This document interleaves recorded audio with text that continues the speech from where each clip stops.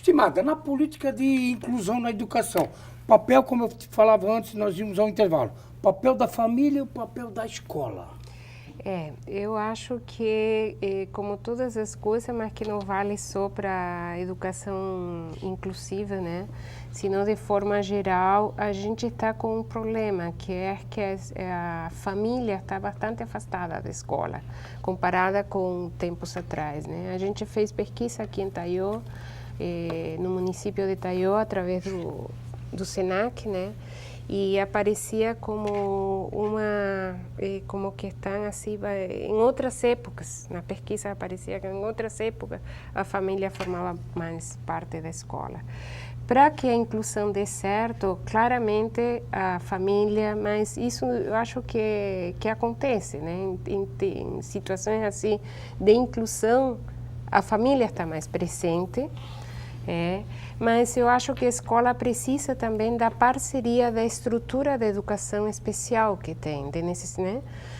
A estrutura tipo dos APAES, das fundações de educação especial, tem que dar suporte a essa escola regular comum que não tem experiência em quadros de inclusão, como para apoiar para que dê certo, né?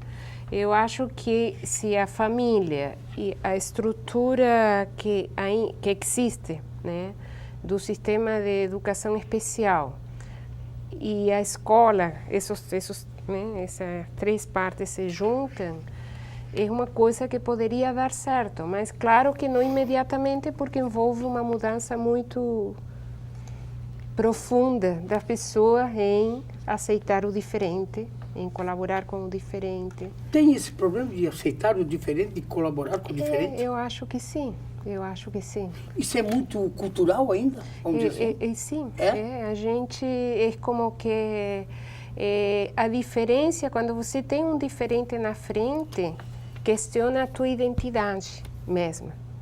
Quando são todos iguais, não se coloca em questão a sua identidade. Então, a presença de um diferente sempre é como que gera um certo desconforto, né? E as nossas sociedades não estão preparadas para que isso seja natural. Tem outros lugares em que nunca aconteceu isso, então como que está naturalizado essa abertura hacia o diferente, né? As crianças têm uma propensão a ter um comportamento de inclusão natural, né? Eu acho que somos nós, os adultos, que temos que mudar os nossos conceitos também. Abrir um pouquinho, né? Abrir um pouquinho aqui, né? Nós estamos olhando muito aqui ainda. Exatamente. Parece o cavalo que bota aquela... E só olha aqui, né? Você não vê aqui, né? Esse é o grande problema. Exatamente. Estimada, mediação para aprendizagem. Bom, esse seria realmente meu tema. O que significa mediação? Mediação. A mediação, a gente trabalha no SENAC faz muitos anos, aqui no SENAC Santa Catarina, uma proposta específica de mediação para aprendizagem. Mediação seria como um certo tipo de interação que os professores poderiam propiciar para favorecer, né, o desenvolvimento de habilidades do pensamento, habilidades cognitivas dos nossos alunos, né? No SENAC faz já, no Brasil, mas aqui em Santa Catarina e aqui em Rio do Sul especificamente, já levamos muitos anos trabalhando na proposta do Forcing, né?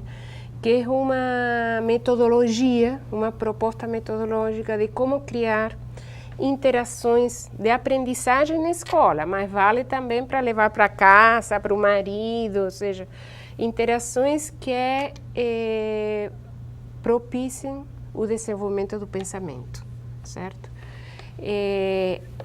Porque não necessariamente quando a gente está na escola estudando o conteúdo curricular, é foco dos professores ou da educação o desenvolvimento cognitivo intencionado dos nossos alunos, né? E é uma coisa super necessária, ou seja, não é só aprender conteúdo curricular, senão de gerar pessoas autônomas com capacidade reflexiva, crítica, de toma de decisão, pensamento estratégico, né? Então, nós aqui trabalhamos bastante no Rio do Sul. E é possível fazer essa mediação para a autonomia, vamos dizer assim? É possível, nós temos muitas evidências disso, né?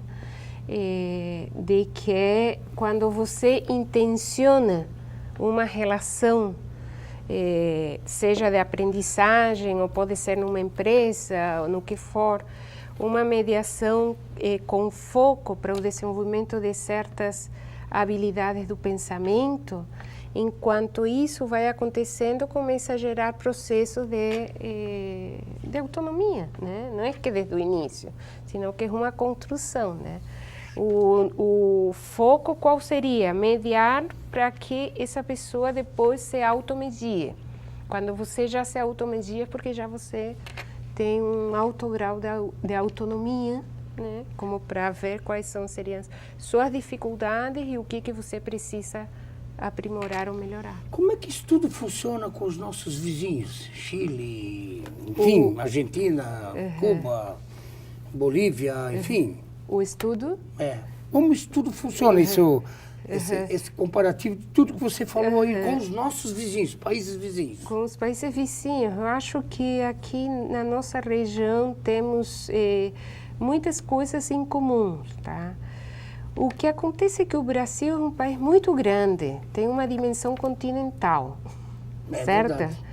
Então, eu vejo que no Brasil nós estamos muito acostumados a olhar para os vizinhos, né? O pessoal dos países menores, que não tem essa dimensão que tem o Brasil, é como que geram, ou seja, está mais atento às experiências vizinhas. Aqui no Brasil, nós já dentro do país temos muitas culturas, muita diversidade, né? Então, isso é uma coisa mas tem muitas coisas em comum, o que eu falava no início, em termos assim de políticas parecidas, certo? Nos últimos anos, mas também nos anos 90, é como que as dinâmicas acontecem de forma continental, né? As dinâmicas educacionais, econômicas, políticas, sociais, né? Então, em termos de educação, eu acho assim que cada país tem sua peculiaridade, por exemplo, o Chile. O Chile se apresenta com outra forma na educação também, né? Eles estão desde o ano 2010, estão com muitas manifestações porque é dentro dos estudantes, né? Porque a educação lá, a educação pública se paga no Chile. Eu estou fazendo doutorado numa universidade pública e a educação se paga nessa universidade pública. Se paga? Se paga. Eles ainda estão com esse problema, né? Ou seja, como que se naturalizou. Isso foi uma coisa que para mim foi muito chamativo quando morei agora no Chile 2 anos, como estava naturalizada essa questão de que você paga, então que você percebe que tem um conflito ali. O que é público, então? É público, mas eu pago. É público, mas eu pago. Então, fica como meio... Mas para eles não era problema. Mas depois começou já todo um movimento para desnaturalizar isso, né? Sim, mas, no geral, como avaliar as escolas? Assim, vamos dizer... Como explicar, né, o mundo? Enfim, como é que vamos avaliar as escolas?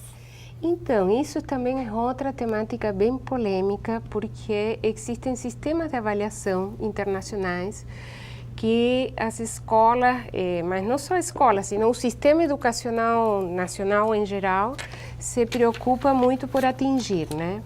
Então, se realizam avaliações, a mais conhecida hoje no nível internacional é o PISA, né? Que de alguma forma geram como ideias das dificuldades e o que tem que ser resolvido.